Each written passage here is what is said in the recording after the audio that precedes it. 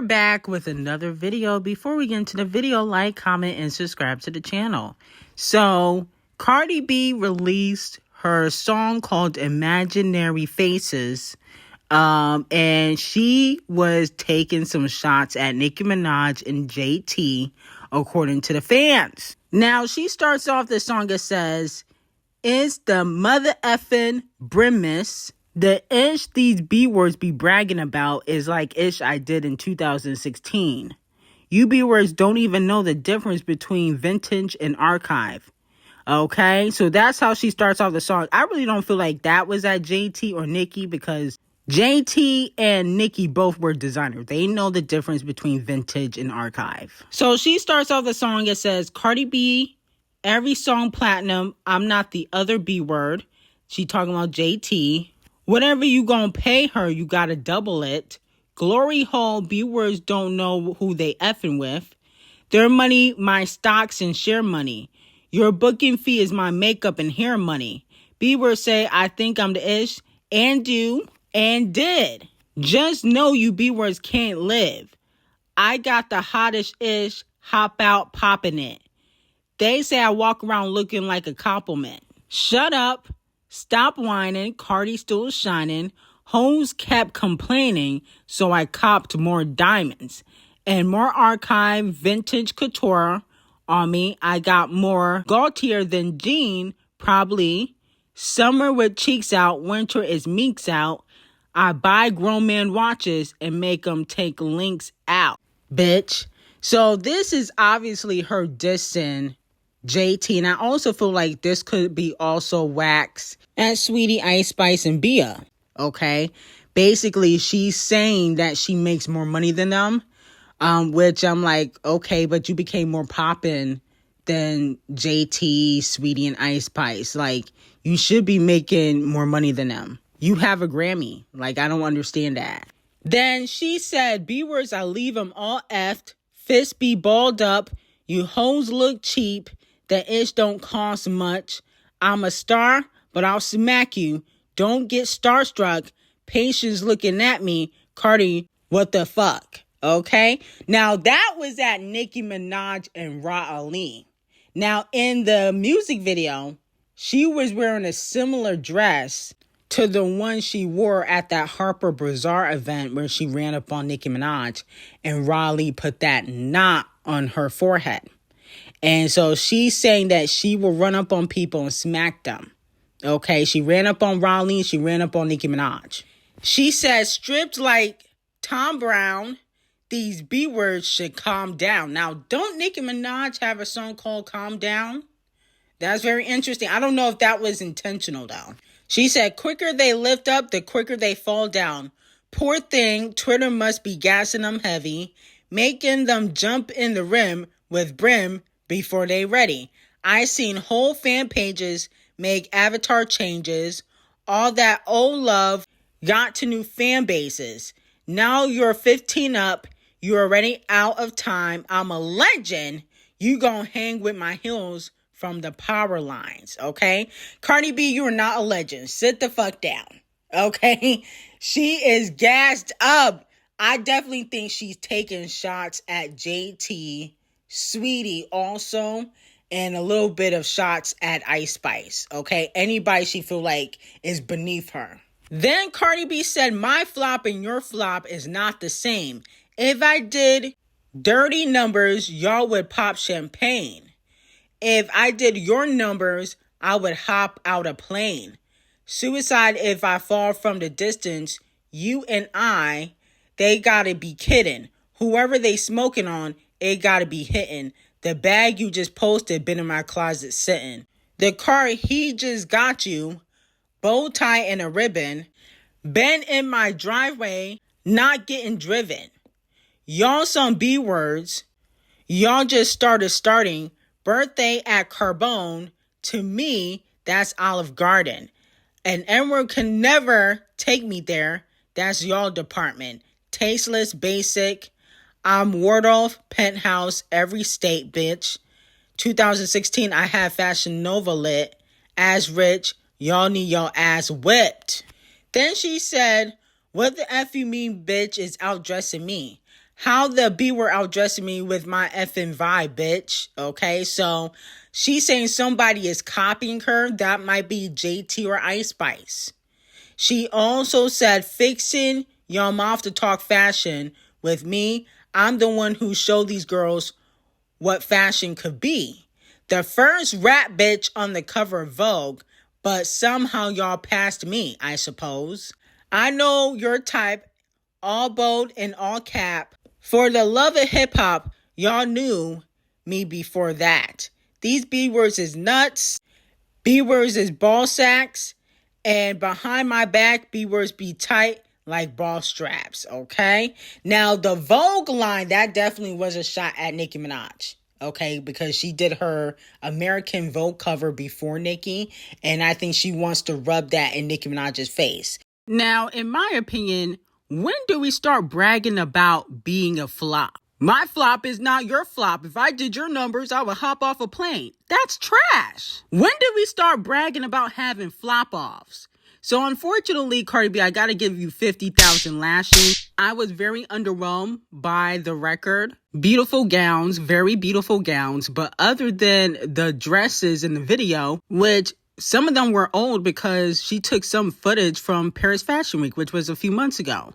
But I just feel like this wasn't a good lead single. I wasn't really impressed. Lyrically, having a flop off with other female rappers doesn't make you look good when you've been in the game for 8-9 years. I would never call myself a flop and think it's a diss to anybody. The Nicki Minaj disses didn't really hit. The music video was given Zeus budget with rented couture dresses.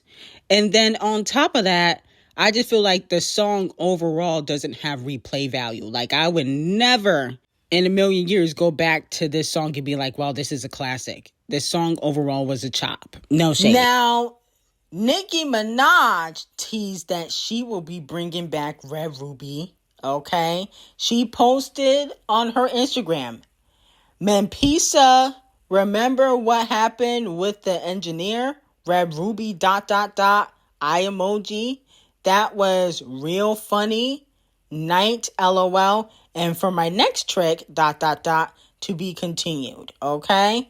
And I don't want to hear y'all gag about Red Ruby because yesterday, my video I did yesterday, y'all was like, Nicki don't need to respond. But she has to respond. And clearly she will respond.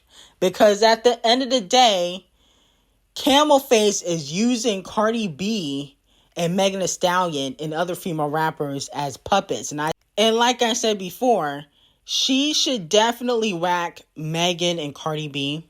I mean, that's the obvious.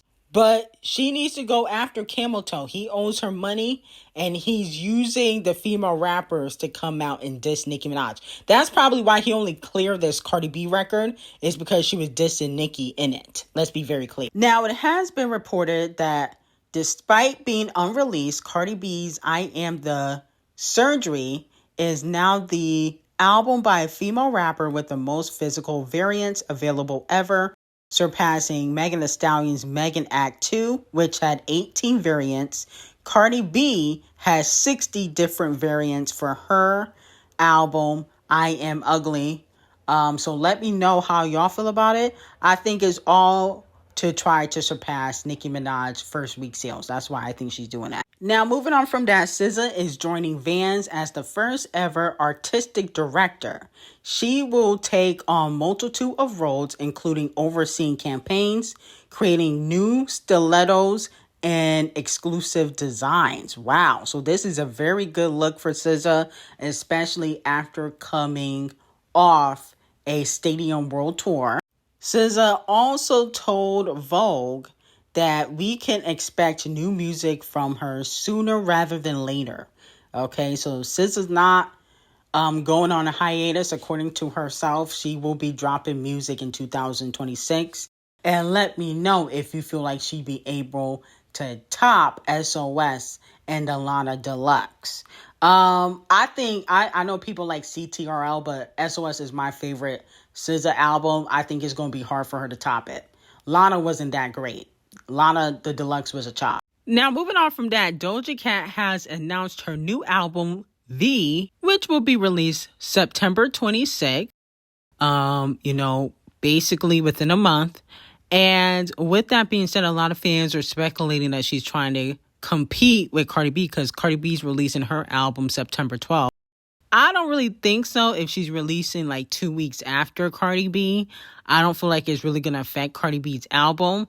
But we do have to give Doja Cat 50,000 lashes because allegedly she has a song with Doodle Garbage. And Doodle Garbage brother, Dud, decided to preview the song on stream. Hopefully it's AI.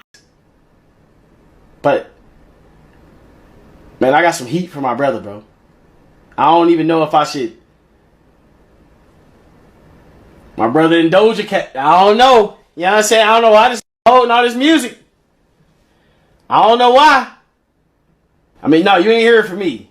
We got Doja Cat. You know what I'm saying? Okay, and Doodle Garbage was spotted in Doja Cat's recent live, okay, in the comments saying Doja Cat is better than Elvis. Oh. Now, here's my thing with D0JA, the dummy, the bald head scallywag. You didn't even want to hop on Cowgirl. Ckiminaj is a 10 times better artist than Doodle Garbage. Doodle Garbage don't got no hits. Not one. Not one. His biggest hit was when he nutted in Holly Bailey and then he got more clout. Let's be very clear. That's his biggest hit, Halo. He ain't have no hits ever in his life. And you turned down being on Cowgirl, but you working with Doodle Garbage, the woman beater? Are you fucking slow? Are you fucking slow? Okay, 50,000 lashes to the bald head scallywag. Like, I would have rather see you work with Megan or Cardi B. I mean, that would make more sense. But no, you working with Doodle Garbage, but you turned down not just Ckiminaj, but she also turned down working with Billie Eilish. This hoe is stupid. Okay? I just don't understand it. That song is finna do plastic cups. That shit finna flop. You didn't even do numbers when you worked with Whack Harlow. You put out that song with Whack Harlow, you flop, but you think this song with Doodle Garbage is going to do numbers? Like, come on, man, stop. Like, I'm tired of these rappers linking up with Twitch streamers and YouTubers. Like, y'all are supposed to be A-listers. Like, this is unacceptable. There's no way the kitty litters could justify this. There's no way the kitty litters can justify it. I know y'all going to try, but she receiving 50,000 lashes. And this album better be fired because I'm ready to drag you by your pubic hair because you ain't got much hair on your head. So I got to drag you by your pubic hair if this album is trash. Now, moving on from that, Queen Bee is named the 6th biggest producer of the century on the Paola Board Hot 100. Paola Board said before Queen Bee became a solo juggernaut, she already helping shape the Destiny Child's sound away from the mic. She earned her first Hot 100 #1 as a producer with the group's Independent Woman Part 1, followed by Bootylicious in 2001. When she went solo, she continued to maintain control over the texture of her music, co-producing 6 more of her #1s, Crazy in Love, Baby Boy, Check on It, featuring Slim Thug, Irreplaceable, Break My Hole, and Texas Boredom. Her work behind the board proves that she's not just the face of her music, but she also a creative force behind the whole enterprise. Now, I love Queen Bee, but I don't believe she has produced anything. And I understand that she probably didn't make beats, but she might have came up with a few melodies and, or stole a few melodies. We don't really know. Or could get like a vocal producer credit. But I really don't believe that she's really in the studio, really, I would say, making the song, if that makes sense. I think she come in last minute when the song is kind of already made, and then she might tweak 1 or 2 words, change a melody slightly. And here's the thing. To be a writer or have a writing credit, you only got to change 1 word on a record. To be a producer, you only got to change 1 thing to be a producer on a record. Let's be very clear. It's not like you really have to do all of the work. So That's my whole thing with Queen Bee. I don't think she's really in the beginning stages of making the record. I think she comes towards the end, no shade. And I feel like if that was the case, you wouldn't have so many writers. You've had hundreds of writers throughout the years. If that was the case, you wouldn't have so many writers or producers on your tracks. Let's just be honest. So I love Queen Bee, and I'm happy that she got this award, but I don't know if it's genuine. Now, moving on from that, Kung Fu Kenny's 2025 Super Bowl halftime show performance has garnered over 140 million views on YouTube in 6 months. Additionally, the performance had 133.5 million total same-day televised views on the day of the Super Bowl, which made K-Dot set the most watched halftime show ever, and it outpaced Michael Jackson. So a lot of fans are speculating that Kung Fu Kenny will also win an Emmy for his halftime performance for the Super Bowl. Let me know if you guys think he deserves it or not. In my opinion, I definitely think he deserves to win an Emmy. I think Kung Fu Kenny, he's very talented. Saw him live. His breath control is insane. I thought the halftime performance was definitely unique, especially for a rapper. And the fact that he didn't really perform any old music is very telling. A lot of people, when they do the Super Bowl, they perform their greatest hits. He didn't do that. He did something new. He performed new music, and then he had people go back and check out his older music. And that's why, Damn, Good Kid, Mad City, they're still on Billboard 200 album chart, because Kung Fu Kenny, he makes classics, okay? And that's why he's the king of rap. Now, Saweetie has been exposed for sleeping with and allegedly dating English soccer player Jadon Sancho, and he has Saweetie's middle name tattooed behind his ear, okay? Allegedly, they've been dating since January. In my opinion, it just seems like another person on the hit list. One thing about Saweetie, and there's really no shade, but she can't keep a man to save her life. Wasn't she with YG last year? Okay. She was with YG, Quavo, Lil Baby. Let's not forget how Lil Baby snuck Saweetie into the Chanel store. That got exposed a few years ago, and he never claimed her. She dated Keith Powers, Michael B. Jordan, Justin Combs, and it's really no shade to Saweetie, but girl, you cannot keep a man. So I think he's another one on the hit list. And by next year, they will no longer be together. Okay? That's what it's really given. And it's really no shade. But anyway, I got some hot tea on Patreon on Liam Neeson, Pamela Anderson, Joe Jonas, the Jonas Brothers, and Demi Lovato, Kelly Clarkson. Link will be in the description, and I hope you guys have a great day.